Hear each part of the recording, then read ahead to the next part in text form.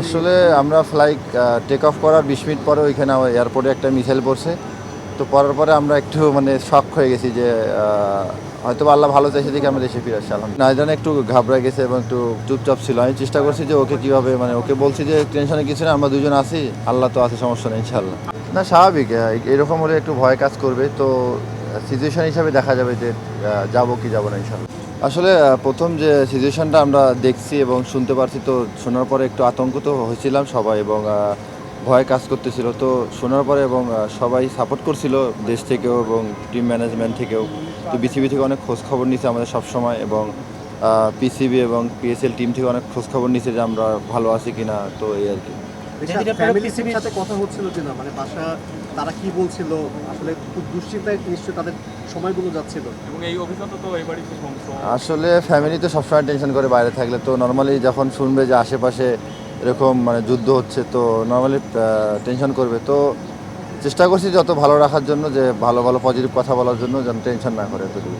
নাহিদ রানা ছিলেন একটু তরুণ, আপনি তাকে কিভাবে হেল্প করেছেন মানুষের? না স্বাভাবিক, নাইজান একটু ঘাবড়ায় গেছে এবং একটু চুপচাপ ছিল। আমি চেষ্টা করছি যে ওকে কীভাবে মানে ওকে বলছি যে টেনশনে কিছু না, আমরা দুজন আছি, আল্লাহ তো আছে, সমস্যা নেই ইনশাআল্লাহ। আপনার টিমের বাকি সদস্যরা যারা ছিলেন তাদের একটু মানসিক অবস্থা, যারা ফরেন থেকে যারা ছিলেন তারা? আসলে আমাদের যারা ফরেন ছিল ওরা অনেক মানে ডিপ্রেশনে পড়ে গেছিলো যে ওরা কেমনে যাবে, কি করবে না করবে। তো আমরা সবাই একসাথে বসে গল্প করতেছিলাম যে ওরা অনেক মানে মানসিকভাবে অনেক ডাউন ছিল, যে ওরা শেষ করে আসার পর শুনেছেন যে ওখানে একটা ঘটনা ঘটেছে।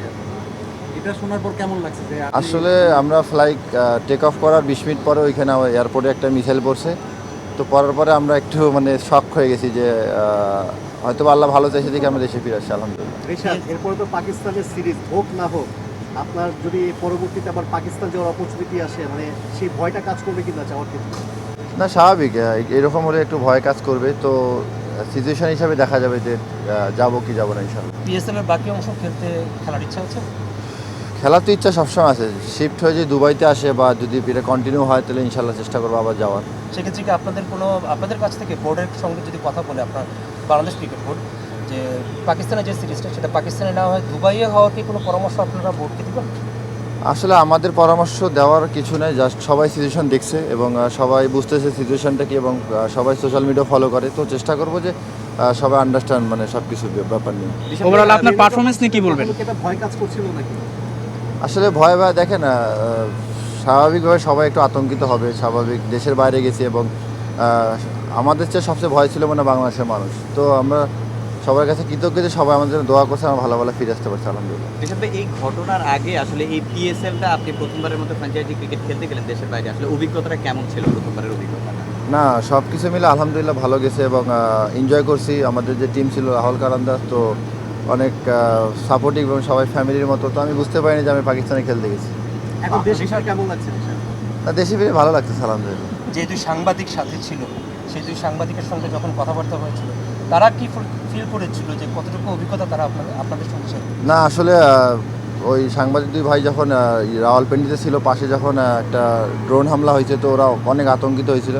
আমার সঙ্গে রাত 2টা-3টা পর্যন্ত রেগুলার কমিউনিকেট চলতেছিল যে ভাই কী করবো না করবো যাওয়ার ব্যাপারে। আমি বলছি সমস্যা নেই ভাই, ধৈর্য ধরেন, পিসিবি ব্যবস্থা করতেছে। এবং পিসিবি আলহামদুলিল্লাহ 8 ঘন্টা মিটিং করছে। 8 ঘন্টা মিটিং করার পর ডিসিশন নিচ্ছে যে আমাদের বিদেশি প্লেয়ার এবং 2জন জার্নালিস্ট এবং আমাদের সবাইকে সেফলি দেশে পৌঁছেছে। এবং এর কাছে পিসিবি এবং বিসিবি দুজনের কমিউনিকেট অনেক ভালো ছিল।